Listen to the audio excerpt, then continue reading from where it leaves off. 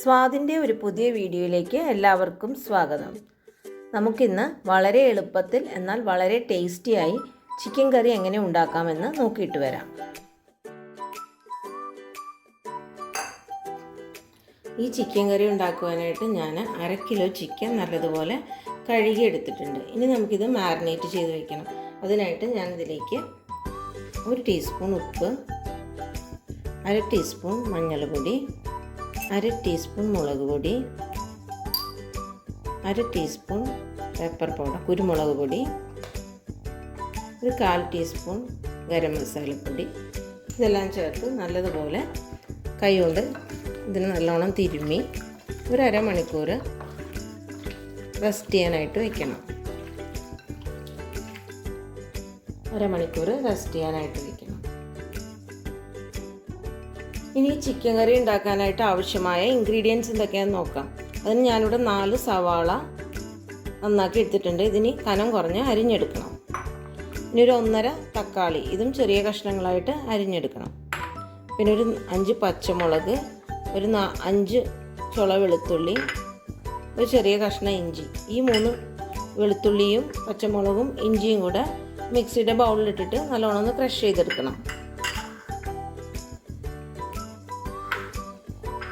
നമ്മളിപ്പോൾ സവാള വളരെ കനം കുറഞ്ഞ് അരിഞ്ഞെടുത്തിട്ടുണ്ട്, തക്കാളി ചെറുതാക്കി അരിഞ്ഞെടുത്തിട്ടുണ്ട്, ഇഞ്ചിയും പച്ചമുളകും വെളുത്തുള്ളിയും കൂടെ നല്ലപോലെ ചതച്ചെടുത്തിട്ടുണ്ട്.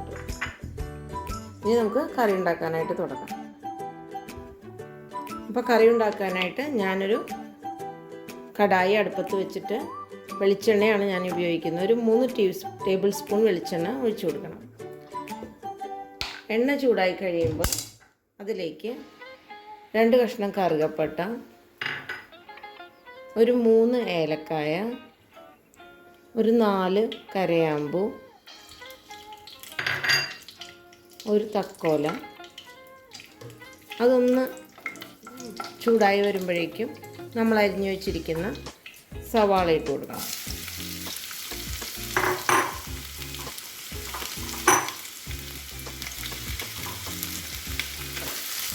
അതൊന്ന് ഒരു 2 മിനിറ്റ് വഴറ്റിയതിന് ശേഷം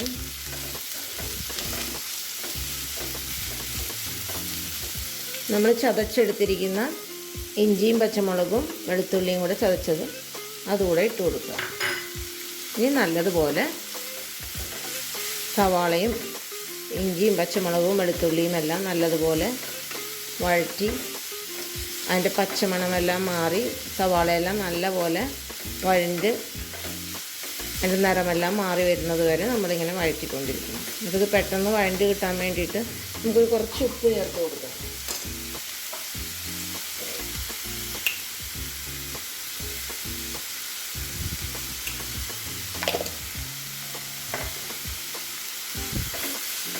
ഇത് നല്ലതുപോലെ വഴറ്റണം.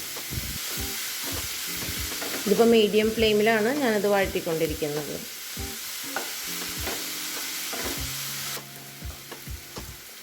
കുറച്ച് കറിവേപ്പില കൂടി ഈ സമയത്ത് ചേർത്ത് കൊടുക്കാവുന്നതാണ്.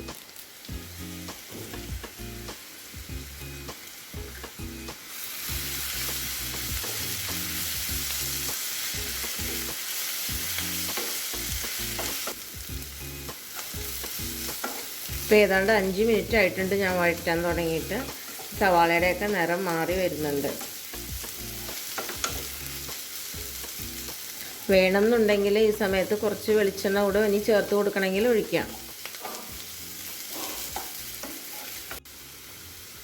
ഇപ്പോൾ സവാളയെല്ലാം നല്ലപോലെ നിറം മാറി വന്നിട്ടുണ്ട്. ഈ സമയത്ത് നമുക്ക് ഇതിലേക്ക് അരിഞ്ഞു വെച്ചിരിക്കുന്ന തക്കാളി ചേർത്ത് കൊടുക്കാം.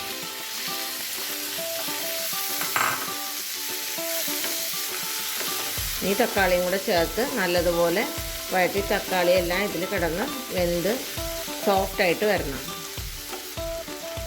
അതിനുവേണ്ടി നമുക്കൊരു 2 മിനിറ്റ് ഇതൊന്ന് അടച്ച് വേവിക്കാം. ഇപ്പോൾ 2 മിനിറ്റ് ആയിട്ടുണ്ട്. നമുക്ക് തുറന്ന് നോക്കാം. ഇത് നല്ലതുപോലെ വെന്ത് തക്കാളിയെല്ലാം നല്ല സോഫ്റ്റായിട്ട് വന്നിട്ടുണ്ട്. ഇനി നമുക്കിതിലേക്ക് പൊടികൾ ചേർത്ത് കൊടുക്കാം. ആദ്യം ഇതിലേക്ക് 1/2 ടീസ്പൂൺ മഞ്ഞൾ പൊടി ചേർക്കുക,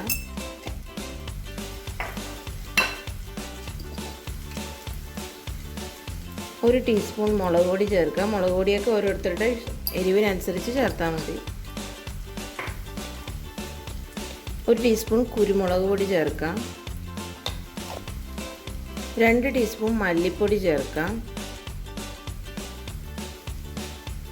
3/4 ടീസ്പൂണോളം ഗരം മസാല ചേർക്കാം. ഇനി ഇത് പൊടിയുടെ പച്ചമണമെല്ലാം മാറുന്നത് വരെ നല്ലതുപോലെ വഴറ്റണം.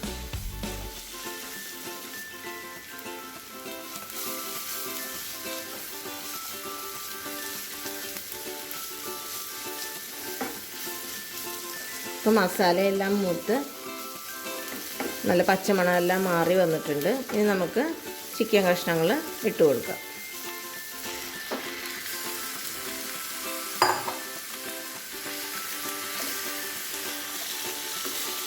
നല്ലതുപോലെ യോജിപ്പിക്കണം.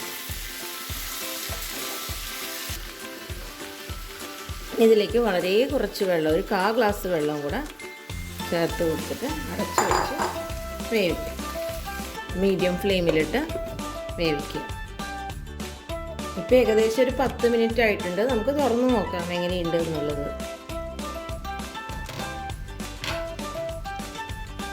അപ്പോൾ ചിക്കൻ്റെ അകത്തു നിന്നൊക്കെ വെള്ളം, നമ്മളൊരു 1/4 ഗ്ലാസ് വെള്ളം ഒഴിച്ച് കൊടുത്തിട്ടുണ്ടായിരുന്നുള്ളൂ. പക്ഷേ ബാക്കിയുള്ളതൊക്കെ ചിക്കൻ്റെ അകത്തു നിന്നൊക്കെ വന്ന വെള്ളമൊക്കെ ആയിട്ട് വെന്ത് തുടങ്ങിയിട്ടുണ്ട്.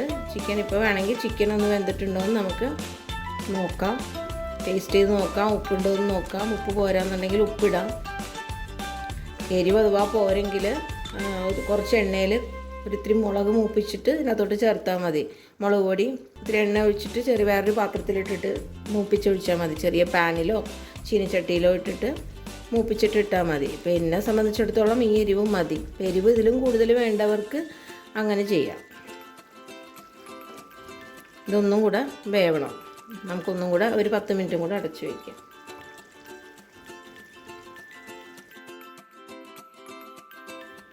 ഇപ്പോൾ ഒരു 5 മിനിറ്റും കൂടെ കഴിഞ്ഞിട്ടുണ്ട്. നമ്മൾ നേരത്തെ 10 മിനിറ്റ് ആയിരുന്നു അടച്ചു വെച്ച് വേവിച്ചത്. ഇപ്പോൾ അത് കഴിഞ്ഞിട്ട് നമ്മൾ തുറന്ന് നോക്കി. ഇപ്പോൾ ഒരു 5 മിനിറ്റും കൂടെ കഴിഞ്ഞിട്ട് ഞാൻ തുറക്കുന്നുണ്ട്. ഇനി നമുക്കിതൊന്ന് ടേസ്റ്റ് ചെയ്ത് നോക്കാം. ഉപ്പും മുളകും ഒക്കെ എനിക്ക് കണക്കാണ്. ഇനി വേണ്ടവർ ഞാൻ നേരത്തെ പറഞ്ഞതുപോലെ എക്സ്ട്രാ വേണമെങ്കിൽ ചേർത്ത് കൊടുക്കാം. ചിക്കനൊക്കെ നല്ലപോലെ വെന്ത് വന്നിട്ടുണ്ട്. ഇനി നമുക്കിനി ഇതേതായാലും ആയിട്ടുണ്ട്. ഇനി നമുക്കിനി സെർവ് ചെയ്യാനായിട്ട് റെഡിയാണ് ഈ ചിക്കൻ. നമുക്കിനി ഗ്യാസ് സ്റ്റവ് ഓഫ് ചെയ്യാം.